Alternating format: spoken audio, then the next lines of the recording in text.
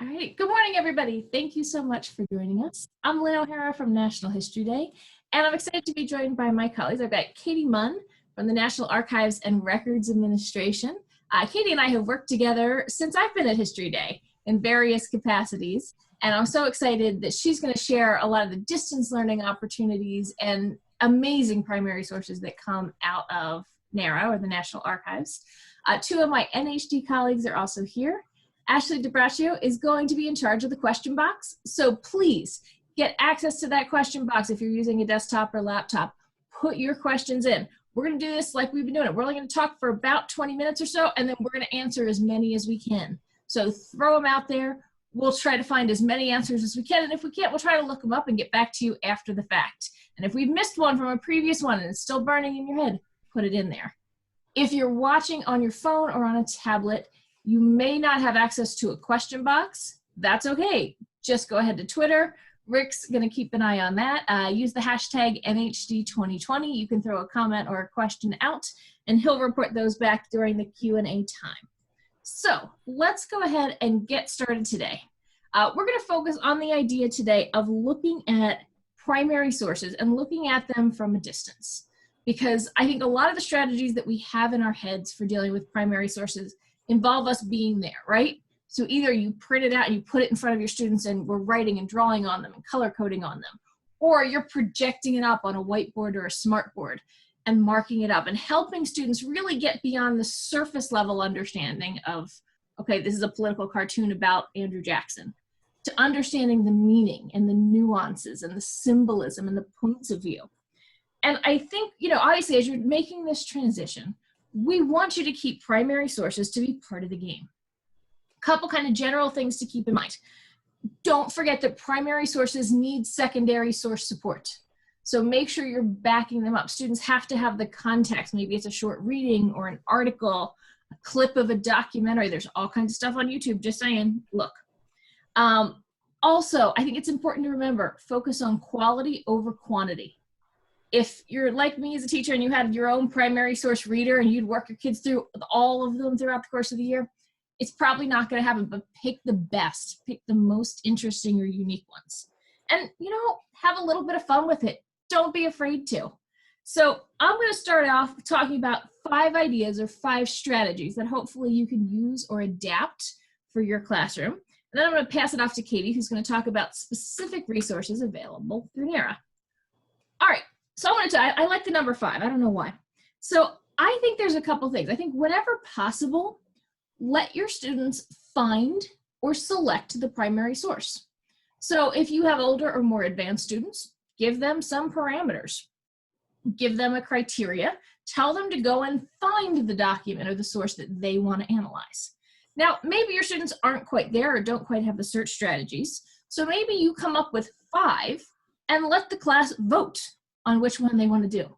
Let's be honest, if you've got 5 good primary sources from a time period, it doesn't really matter which one you use. So let them choose. If students feel like they have some degree of control, that often encourages their ability to work at it. I think the best thing to do is to give students a criteria, give them some guidelines, and maybe send them to a collection. There's amazing primary source collections out there. Katie's going to talk about the Docsteachorg resource in a little bit. The Library of Congress has primary source sets. The Smithsonian Learning Labs are incredible. And many museums and historical societies have gathered kind of virtual or online collections. So it's really limitless of where you could go. So I would say to the students, see what they find. I would say to my students, what? Here's the criteria. I want a source from World War II. I want something that's unique. It's got to be from somewhere credible. I don't want some goofy website or somebody's blog. And I want you to show me something about World War II on the home front. Okay? That's the criteria I used. A little digging, and this is a little Google searching here, and I actually found a collection at the National Archives at Boston. It was an America on the Home Front collection, and they included different sources from NARA, also different local scrapbooks. So some combination of local resources and national resources. This is an article about a Rosie the Riveter, a woman who is working a 10-ton crane and then donating to the Red Cross at night. And the article starts off with talking about the, immaculately groomed Red Cross nurse. And I'm telling you, you go into this, students are going to have a field day with the language in here. But the story about, making Rosie the Riveter from a poster into an actual human being. All right, here's a second strategy. Provide the primary source, but let students link both before and after. So I would start off, I'd throw another source out here. And all I'm telling you about this source is that it was from around 1915. Based on that, think about what kinds of things your students would notice. They might look at the equipment. They might look at the kids. They'll figure out pretty quickly this is some kind of a science classroom science experiment. But I think you could generate a starter discussion. And then I'd give them a little information. Because this image is actually from the Carlisle Indian School in Carlisle, Pennsylvania. And what I would do with a document like this, not only would I analyze the photograph and get them to kind of understand a lot of the pieces, but I would say, okay, let's talk about this because no primary source exists on its own, right? So if we're going to look at the history of this photograph, I would have them concept map both forward and backwards. So what came before this photograph? This can lead to a really interesting conversation. Things like treaties, conflicts, Indian wars, the Indian school movement, the progressive era, the federal government and native tribes, the idea of scientific education. But then I would also say, okay, what's going to come after? This is something that, depending on your students, you can help guide. You could also give them a model and say, okay, go pick something you're interested in. Show me the web that led to this, and then show me the web of what will come out of this. Because some things that will come out of the Indian school movement. And again, it's not always a positive or negative win or lose. You will get probably their most famous graduate, the Olympian Jim Thorpe. You'll get Native American work, especially code talking work and service at extremely high levels in both World War I and World War II. Students could look at the Indian Citizenship Act or the Indian Civil Rights Act, and also the American Indian or the AIM movement. There's so many different ways to go just from one single primary source. And I think this could be a neat way to get students to think about the scope of history and not just one single moment. Another idea, give students a thread and have them carry that thread through this course. If you look at this list, you're going to notice a lot of things that are awful close to NHD themes across time. And that's because NHD themes are the themes and the ideas that historians study. So maybe, a student picks and they say, I'm going to look at leadership. And then you give them a charge to come up with, 3, 4, 5, 10 primary sources and connect them and explain how they show examples of leadership, good, bad, and different, across the time period that you're studying, across your course's curriculum. Maybe your students can create mini galleries where they can put them up there and link to them, and other students can kind of follow through or choose 2 or 3 to follow. Students tend to like looking at other students' work more than they like looking at your work. I don't know why that is, but it just is. Fourth idea, have a little sequencing game. Make a challenge of this. So what I would do is I would give my students, depending on their age, anywhere from 5 to 10 primary sources. And I would not make them obvious ones. So I would not pick George Washington on his white horse. I would pick some kind of interesting or unique primary sources, and I wouldn't give them any other information on them. And I would ask the students to try to figure out the sequence. What came first, what came second, what came third. This is really good with visual primary sources, because we're trying to get students to think about context clues. Like, hey, if there's a telephone in the photograph, it probably didn't happen in 1642, right? And in the end, it's not necessarily about getting it right. It's more about getting their reasoning and their thinking. And students can get kind of competitive. And, yeah, there is a chance to cheat. Could they reverse image search and find out what it is? Oops, I guess they'd be researching history if they did that. So be it. Make it a challenge. Give them a time limit. See who can get the most right in 30 minutes. Make a big deal of it. Last thing I would say is come up with something unusual. So I'm going to start. We're doing a quick little exercise here, a little 1-minute exercise. I'm going to ask you to go to the question box and take a look at this image and tell me what you see. We're going to go observations. Ashley will tell us some of the things that we see, but I think this image kind of surprised me when I found it. So what are some things that you see in this image?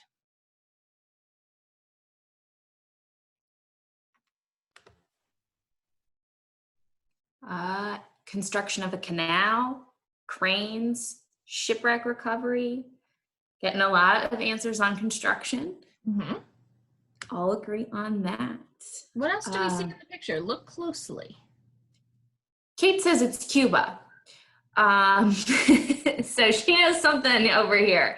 Something sinking in the middle. Is it a boatyard or a shipyard? Alan says it's Cuba too. That's a Cuba. Yeah, if I were using this with students, I would hide the fact. I would put a little black box over the part that says Cuba. I know it's not really a primary source when you do that, but I'm going to do it anyway. But you're right. Havana, Cuba, and it says that. Possibly around 1911. Yeah. So Havana, Cuba, 1911. What do you think is going on here? And actually, this kind of surprised me. I know I'm short on time, so I'm just going to keep going here. This is actually the wreck of the USS Maine in Havana Harbor, photographed in 1911.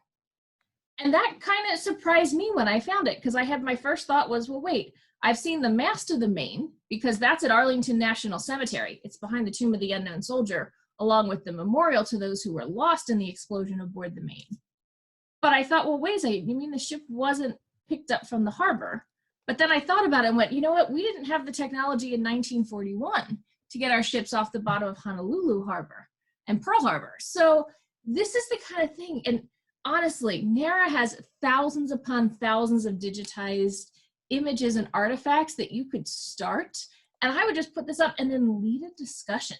You could create discussions about technology, about war, about diplomacy. I could probably keep going on. But what I want to do, I've wasted a little bit more much of your time. So I want to throw 2 quick plugs and then pass it over to Katie here. 2 things, some of you have heard this before, I'm sorry. We are running a historical argumentation webinar series this summer. It is all virtual. We're coming up against the registration deadline. So if you want to be considered for a full scholarship, no expense to you, applications are due by May 1st. So nhd.org/PD. If you have questions on that, email one of us. We're happy to get you more information about that. You can walk away with 3 grad extension credits or 90 professional development hours, whatever is more helpful to you. And our online education courses are running for summer and fall. And I know that we've had a lot of time on the computer, but we have really positive feedback from the educators who've taken our classes. They're designed for NHD. They're designed to help you help your students. Everything you create in the class is classroom product. So it's created to give you resources and materials to use with your students when they return in August or September next year. All right, I want to transition things over to Katie Munn from the National Archives. I'm going to stop sharing my screen so that you can share, Katie. And thank you so much for joining us. I know you've got a long history with us at History Day. And I'd love to hear some of the ideas and resources you can share with our educators. Absolutely. Thanks so much for having me, Lynn. I'm excited to connect you all to some resources we have at the National Archives when it comes to finding and using primary sources virtually. So at the archives, we preserve and protect the historically valuable records of the United States government. This makes for things created by or collected by the government in the course of business. So we have millions, actually billions of primary sources that you can use to teach all sorts of different topics throughout American history, as well as civics lessons too. So I'm going to go ahead and share my screen, because out of these millions and billions of primary sources, we created Docsteachorg, which is our online tool for teaching with documents from the National Archives. This site makes it a little easier for you educators to find primary sources that you can share with your students and use in the classroom. So on docsteach.org, anyone can visit this site and find primary sources, including your students. You can also find teaching activities created by the National Archives for engaging your students with primary sources. However, if you create a free Docsteach account, you can also save the primary sources you find and into collections. You can browse teaching activities created by other educators. You can share teaching activities with your students and view their responses online. And you can even create your own activities using our 12 different templates. But let's start with just a quick search for primary sources on this site. So I'm just going to click Explore Primary Source Documents. Now I'm logged into my Docsteach account, so what you'll see a couple of things that are a little different if you were just viewing the site without being logged in. But I'm going to do just a quick keyword search here for, let's do a search for the Civil War. So we're going to find primary sources that have been added to docs sheets by our education team that you can use in your lessons about the Civil War. You'll see we have over 825 documents found. So I always recommend refining your search by historical era so we can really find things from the Civil War and Reconstruction period. After we do that, our search is down to about 600 documents, and you can already see the breadth of what we have in our holdings, photographs, pension records, military records, documents related to Reconstruction efforts. There's a lot here. Another way you can refine your search if you're trying to find a good photograph or really want to focus on audio or video or artwork and artifacts, you can narrow your search by document types. Let's just see what we can find when we do photographs. So we've got over 200 photographs available. So I'm just going to click on one as an example. Dr. Mary Walker. So we can see this photograph. We can learn she's the first woman to be awarded the Medal of Honor. We see a little bit of that contextual information that can be helpful for understanding where this primary source sits in history. When we scroll to the bottom, you'll find where this primary source comes from the records of the federal government, which agency created it. You'll find the full citation, which you can just copy and paste as you use these sources in your records. The National Archives identifier, this will take you back to where the source is located in our online catalog if you want to do a little deeper archival research.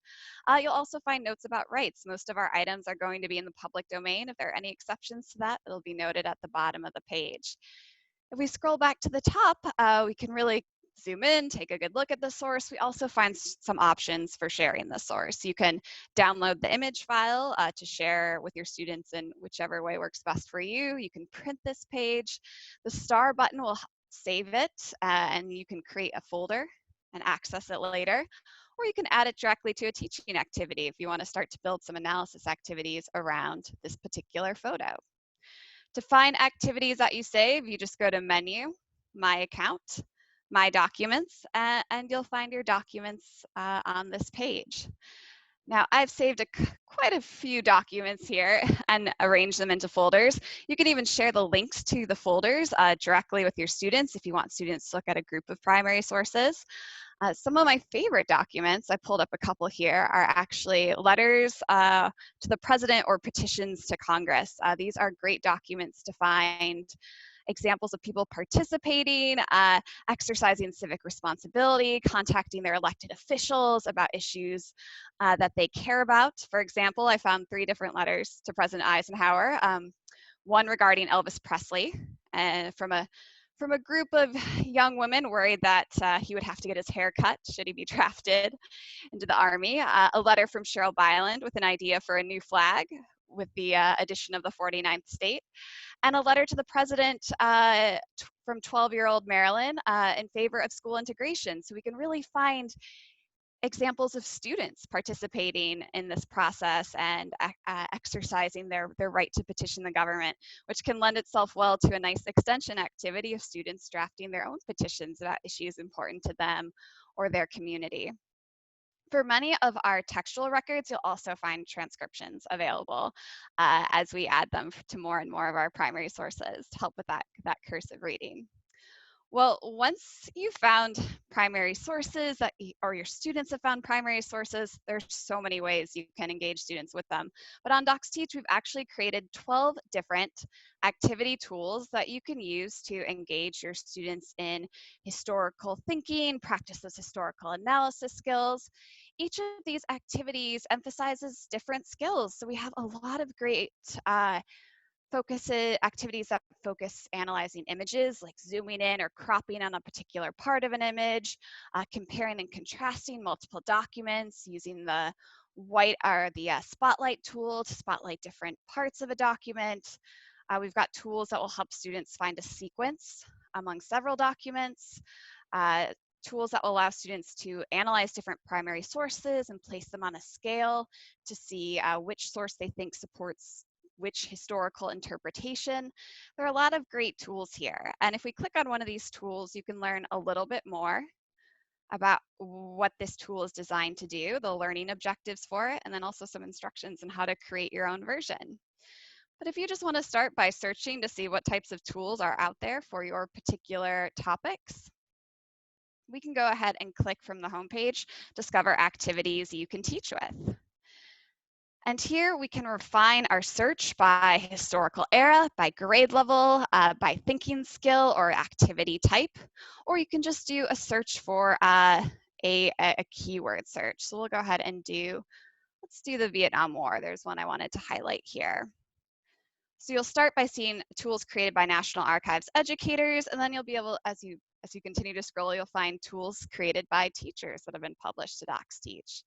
So for example, if we take analyzing the Gulf of Tonkin resolution, we can get some information for you, the educator, for facilitating this activity, including some suggested teaching activity or suggested teaching instructions, additional resources that might be helpful when sharing this activity with your students.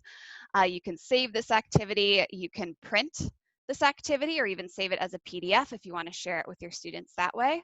Or if you'd like your students to complete this activity online, you would click Start Activity, copy and paste this link to share with your students, and students would go through, take a look at this primary source, and answer our document analysis questions, entering their responses as they break down this document and try to make sense of it.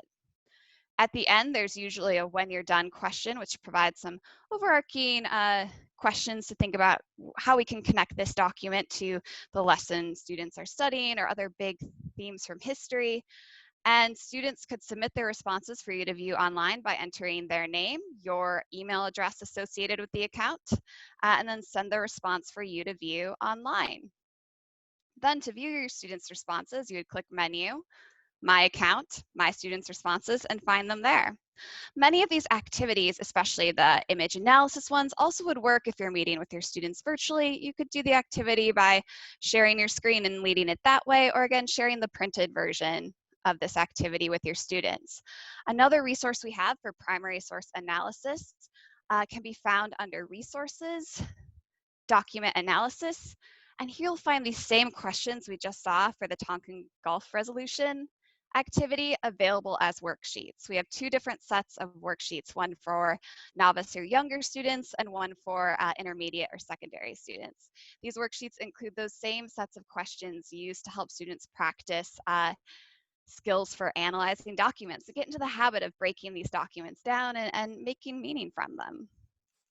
Now, one last part of Docsteach I wanted to highlight, which is a great place to get started, are our popular topics pages.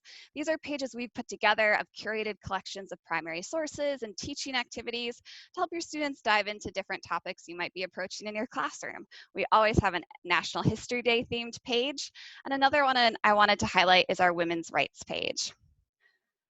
So on the left-hand side, you'll find collections of different primary sources for teaching women's suffrage and women's rights history, including petitions for women's suffrage, petitions against women's suffrage, as well as some teaching activities, including this one that connects the 19th Amendment to ongoing struggles for voting rights in the United States, looking at additional legislation and actions that happened afterwards. So there's so many things you can do on Docsteach to share with your students virtually, and it can be a great place for your students to find primary sources on a variety of topics that interest them or answer a question you're exploring in your classroom as well. The last thing I want to highlight before we switch over to questions is our educators resources page on the National Archives website. This is archives.gov/education. At the top of this page, we're compiling resources for at-home learning, including pages of elementary, middle school, and high school resources. We have professional development webinars for educators happening this spring.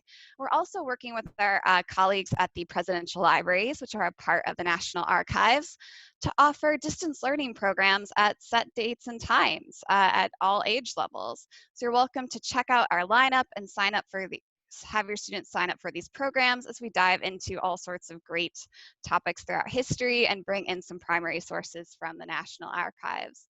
Or if it's possible for your students to connect to a distance learning session remotely, you can request one of our distance learning programs and we can meet to explore the charters of freedom through real life primary source examples. We have a couple of different programs available for virtual distance learning. So we've got a lot to offer, but I'm gonna pause here and turn it over to you all to see if there are any questions or any additional information I can add.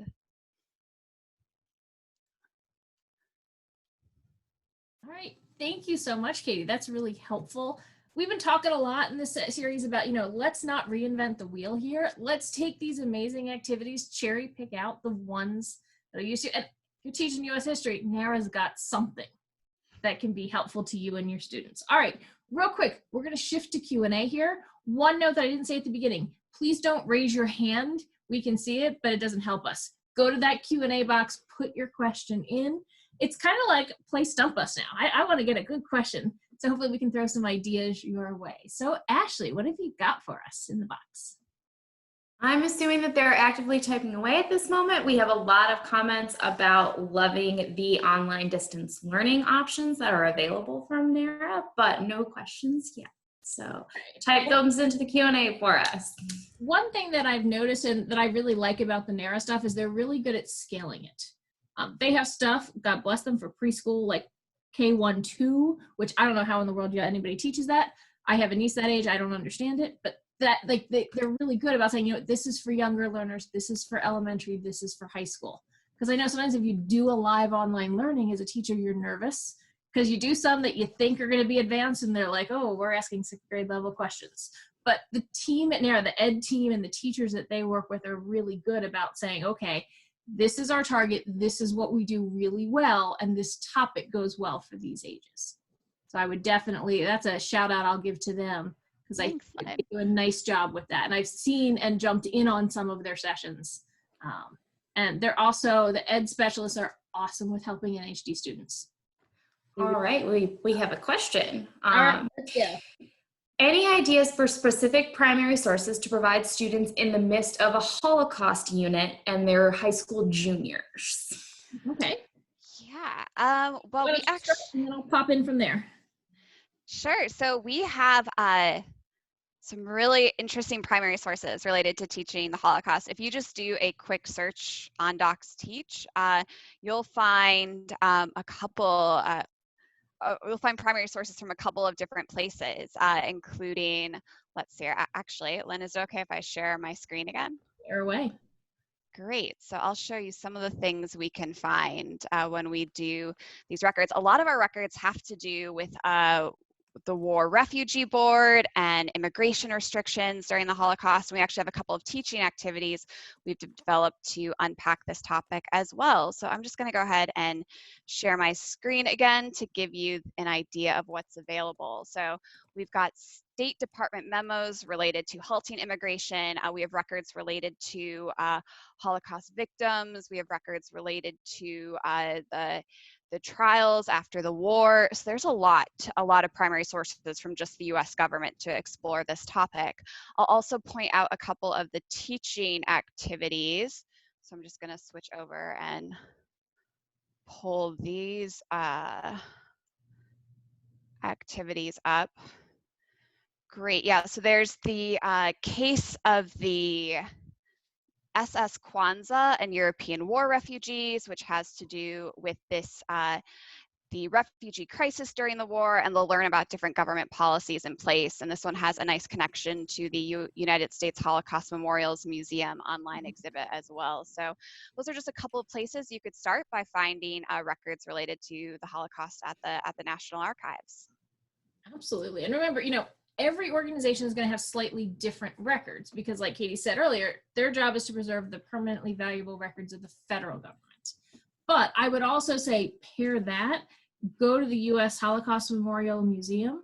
They have not only a lot of their sources online, but they also have a good number. They actually have an online tour, like a virtual tour of their main exhibit. So that's another thing where you can't bring students there right now, but that's another way for them to interact with the museum and the artifacts that are there. I would also look to, there are several regional Holocaust museums. And again, one thing that we're learning, the education teams that work at these museums are doing everything they can to help teachers. So if you have a question, if you're looking for a particular document or type of document, my suggestion would be reach out to their ed team, because what we're finding is that if they can help you, they will. A lot of times they're kind of stuck where you are. They're stuck at home. They can't do the things they want to do. But if they can help you or maybe join in with your class, they're more than willing to do that. What we found from a lot of people. All right. Questions? Well, so Denise first wants to say, hi, Katie. She interned at the archives in 2016, so she's excited to be here. But she also has a question on filtering DocTeach in order to see what's available in terms of world history. She'd still like to use the resource and would like to know how to do that to kind of shift gears a little. Yeah, that's a great question. Thanks, Denise. So when it comes to finding world history topics, it's just a matter of getting creative as you search for things on Docsteach. While our emphasis is the records of the federal government, naturally, the United States has been involved in a lot of world issues. You're going to be able to find records related to world history. So the trick is just searching for records that are going to fit in that time period of the history of the United States and searching for those topics. So for example, we can find records related to the world wars. We can find records related to, let's see, as the Cold War records. We can find, actually, we've got a lot of really interesting, let me back a little bit. We have the records of the federal government, but there are a couple of exceptions, things that weren't necessarily created by the federal government in our holdings. For example, we have an amazing collection of Berryman cartoons. Clifford Berryman was a cartoonist in Washington, D.C. for about 5 decades, covering the Spanish-American War through World War II. Then his son also was a cartoonist, and a collection of their original drawings was donated to the United States Senate, which now are overseen by the Center for Legislative Archives. And in these political cartoons, you can find some really interesting images related to world history and foreign affairs. And you can find a lot of those on Docsteach and kind of use those political cartoons to connect to, okay, legislation from the United States related to these events, if there are like petitions from people related to them. And so that could be a way to approach some world history topics from the United States perspective. But then, of course, as Lynn mentioned, going to some other repositories of primary sources to help bring in those other perspectives that just aren't going to be found in the holdings of the National Archives. We've also had a lot of good luck because there are national archives in other countries as well. And they can, they're doing the same thing that Katie and her team are doing at NARA. They're digitizing and sharing and creating online exhibitions. And oftentimes those are really, really fascinating, especially to do a comparison. So look at, World War I through the eyes of our national archives, as well as through the eyes of Great Britain's or Australia's. Obviously, you go to other countries, you're starting to deal with language issues, but there's a lot of English-speaking countries where you can easily get resources, or you can search if you have even basic language skills for visual sources. And those can be really interesting assets to your students as well. If you actually go to our NHG Partner Resources page, we do have links to the National Archives and Libraries in Australia, as well as New Zealand and the British Library and all of their online collections. They are sharing those with us for our students. So check those out and you can kind of do as Lynn said and kind of compare and contrast with those options. All right, I have got another question. Is there a way to find state-specific content on Docsteach? We have a teacher from Texas who would like to work in some primary sources from a state. Absolutely. In fact, a great place to start is just start by searching with your state, and you'll be able to pull up all sorts of records related specifically to your state history. So for example, we have petitions from people in Texas that come up. We have the credentials of Senator Sam Houston of Texas. We've got maps that come up, pictures of protests that took place in Texas. There's a lot there. So of course, that's a great point. Within the records of the archives, we can make these international connections, but then also these local connections as well. Okay. And I would say, like, try a couple different keywords.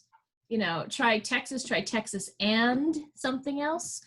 Because one thing that I've learned when you're working with different organizations is that no two search engines work exactly the same. And keywords and tags always work a little bit differently in each organization. So try searching very broadly and try searching very narrowly, because you may get very different results depending on where you're searching. Definitely. All right, so a couple of questions about Docsteach itself and accounts and things like that perspective. So Ellen wants to know if students need Docsteach accounts to access any of the documents, or if they just will have access. Yeah, so just visiting Docsteach.org, your students will be able to do the same document searches that I did and find those primary sources, download them, find the link to the online catalog, see the citation information. That's available to anyone who visits Docsteach.org. Now, when it comes to students completing online activities, they also do not need to create an account to do that. When you create your account and you share a teaching activity with your students, they just visit that link that you send them for the student page. At the end, they type in your email associated with the account and submit their responses that way. So your students don't need to create anything to participate on Docsteach. Another question about Docsteach was back to your comment about putting lots of materials in different folders and wanting to know if that can be shared to a whole class and if it's shared via a link, or how is that done? Yeah, absolutely. Let me go ahead and share my screen again just to take a closer look at what that looks like. So give me one moment as I pull up the My Documents page, and let's see, share my screen. Okay, so I'm on the My Saved Documents page. So we can see here, I've got quite a few folders from different things and different projects I've created over the years. But if I wanted to take one of these folders and share this entire selection of primary sources with my students, I could do that simply by clicking on the link icon next to the name of the folder, copying and pasting that link to share with your students. That's a great way to make document sets if you want your students to explore a set of documents and analyze them together, or create something in that way. The same thing can be done, actually, if you save your activities. They actually go to My Activities. And then on this page, you can, again, rename your activity folders, organize them in whichever way makes the most sense to you. And then you can use this link to actually share a collection of activities with your students. So there's actually two links that come up here. One for teachers, if you want to share a group of activities with your colleagues. The other one would be for your students, and that will share the student-friendly page directly with your students. So that's how you can share groups of activities and documents. That's a good point. You know, we're all trying to figure this out. So maybe this is a great opportunity if there's two 8th grade social studies teachers in your building. Maybe you create one activity, they create another. You use one the first week, one the second week. And the nice thing is you can collaborate and share them, and then you have them ready to go for next year. You have them that you could maybe do them in your classroom, or you could always have the option to print the materials and do it in your classroom if you want to, if you don't have the digital capacity there. So lots of different ideas and options. We did a really quick overview of Docsteach today. So if you're visiting the site for the first time, if you go to the resources section on the menu, you'll find a great guide for getting started that goes over a lot of the same things I talked about today, and more specifically, activity creation guides. If you want to dive into actually using those templates to create your own activities, we walk it out in a step-by-step process. So there are lots of resources available to you, and if even after that you still need help, there's a contact us section on the page too, and we'll work with you to make it work for you. Absolutely. Other questions? All right. Lynn, question for you from Aaron. On your second strategy for providing primary sources and drawing links, what kind of direction do you provide to help students find the context? Sometimes my students struggle to find and understand broad strokes of history because it isn't easy for them to Google context in the same way a more specific question is. Absolutely. That's a great question. And that's something a lot of students struggle with, even on their History Day projects. So the way that I like to approach it, and I stole this from a colleague, I'm not going to pretend I didn't, is the idea of big C, little c context. All right, so big C, what's going on in the big picture? So what's going on in the nation at the time? What's going on in the world at the time? You can't do a project on Navajo code talkers and not talk about World War II, right? You can't talk about what's going on broadly in World War II in the Pacific to understand the role of the code talkers. At the same time, we also talk about little c context. What's going on with the individuals in the individual communities? And I think this is something where you kind of have to practice it. So what I would do is I would kind of work this through with students, and I would start doing it by saying, okay, let's take a look at a topic that we studied when we were all together, something that you feel as a teacher that your students have a pretty good grasp on. So take that last unit, take that topic, and I would build up, okay, what are the big C items? What's going on in terms of national trends? And I would say, like, what are the isms going on? Are we talking about nationalism? Are we talking about immigration? Are we talking about, republicanism? What are the big trends and ideas? And then what are the small things? Because it's really important that students understand that history doesn't happen in a vacuum. I use the phrase a lot. That says, Rosa Parks didn't just decide she didn't want to get up out of her bus seat that day. There's a reason behind what happened. There's the big picture reasons that were going on, and there are the individual reasons. We need to look at her story and her background and her motivations and the people and groups that are connected to her, because that helps them understand the story.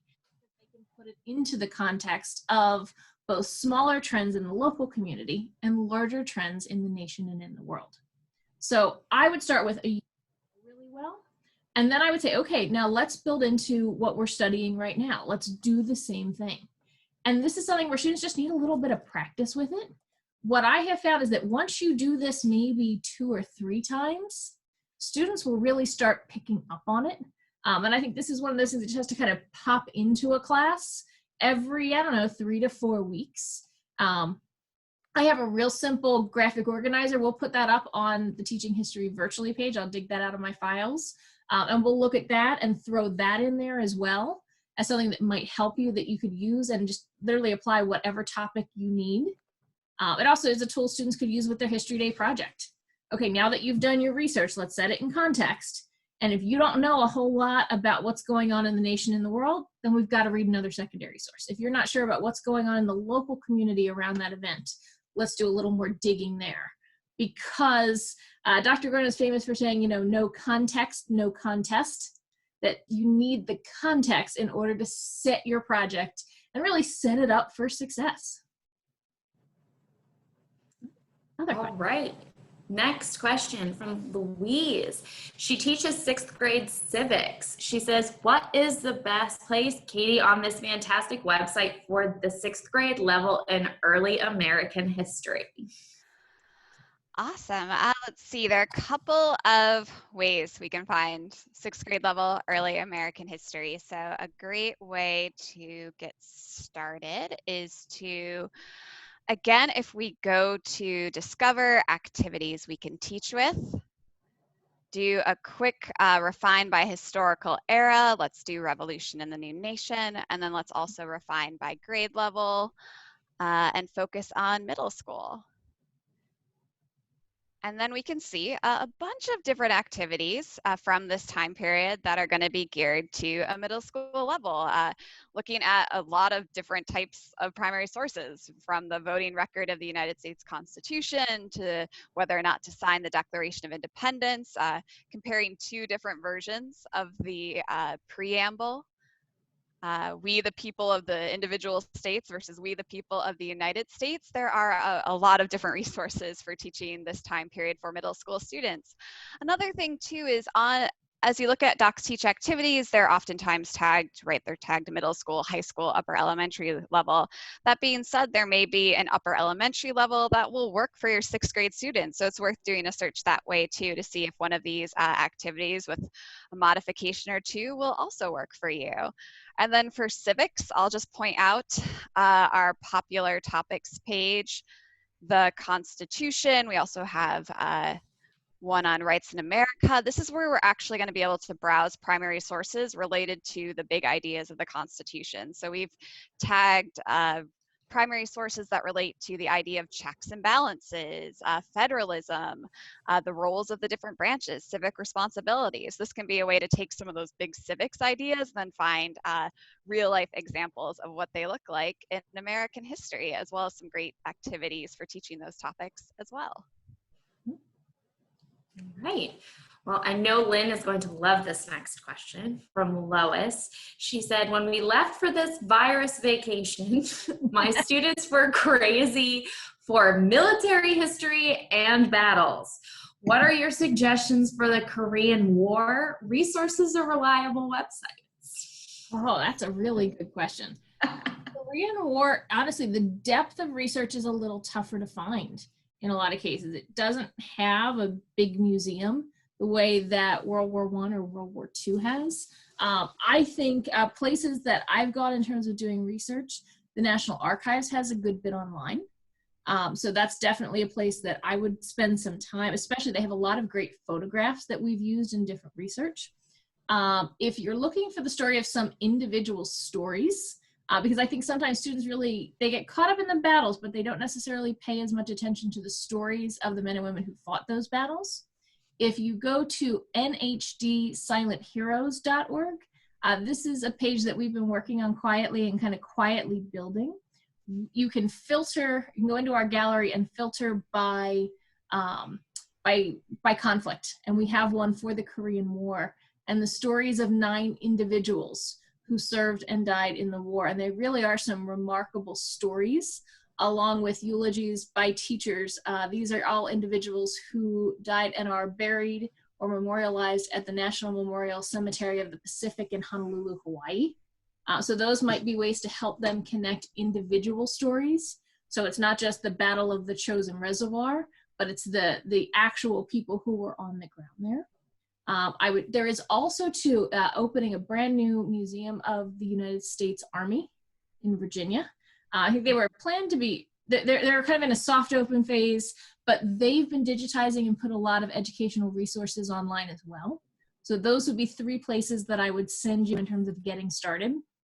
But I would agree that the Korean War is a little bit more of a challenge, but I actually think it's something we're going to start to see more and more scholarship, more books and more articles being written about, which is just going to help us. Because I know it's referred to as the Forgotten War, and it's something that often gets forgotten in our curriculum. So I hope some of those resources are helpful to you, Lois. If you find something good, let us know. We'll share it too. All right, next question. Let's see, we've got more coming in. Next question. Do either of you have any suggestions for activities that seek to use archaeological evidence as primary sources, especially since we can't go to museums at the present moment? Oh, that's a good question. You're a little out of my depth in terms of areas of history where I kind of hit my specialty, but I think any opportunity for students to explore and then write, I think that really gives opportunities for writing. And I might even start, and I have to do a little digging here, I probably would start with the British Museum in London would probably be my starting point. I would try to find some artifacts that have been found from maybe various points or locations in history, and then kind of write some questions about that and get students really thinking about it. And maybe even, I think sometimes it's okay to create kind of a simulation in which tell students, okay, these 5 items were all found in this location, and we think they date back to about this time. Tell us what you think they are based on what you know. So I think using a little bit of creative simulation work could be interesting there. Katie, other ideas to throw out?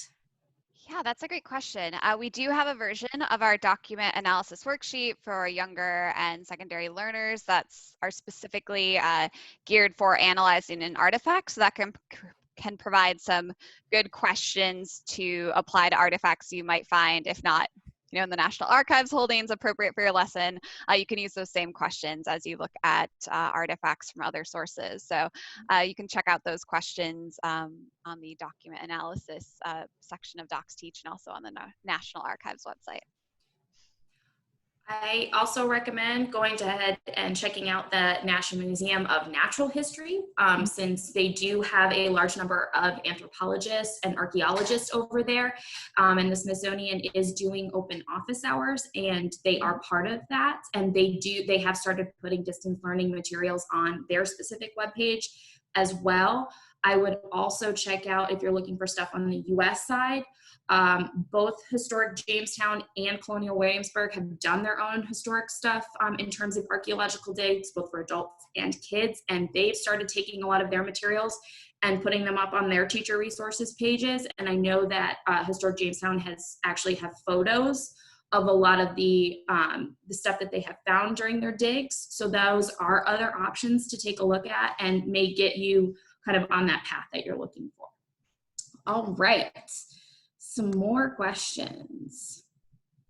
See, Kate, to ask us. She had a better answer than we had. All right. Can you offer some examples of video recordings related to early 20th century U.S. history in the National Archives? Yes, absolutely. So we actually did a recent digitization project specifically with World War II footage. So we actually have some amazing records related to early footage from, World War I, and there's also footage for World War II. So let me see if I can pull up a couple of examples of what that looks like. And Docsteach also is a great starting point. You're gonna find additional digitized records, especially when it comes to footage on our YouTube page and also in the National Archives catalog. So definitely continue, Docsteach is a great place to get started, but there's a lot more on the catalog and even on YouTube as you start to dive into some of these projects. But let me just show an example of what we can find if we do just a quick search for World War I. We can narrow it down to video to see what's in Docsteach. And we can see some of these films that are available that relate to both the World War I on the home front, also overseas. We have German war films, Liberty Loan Drives, a lot of different items here. So if you pull it up in Docsteach, you'll be able to play the video, and then you'll also find the link to where these you can watch the video in the main archives catalog, and check out what we've digitized online. And then of course this is also available on our YouTube page as well. So just doing a quick search for using that video filter in Docsteach for the specific time period or topic you're looking for is a great way to see what's there. There are a lot of really fascinating video recordings in the holdings of the National Archives that can be a great way to implement your lessons and bring in that way of capturing history. All right, Ashley, I think we have time for one more question. So what you've got in the queue? All right.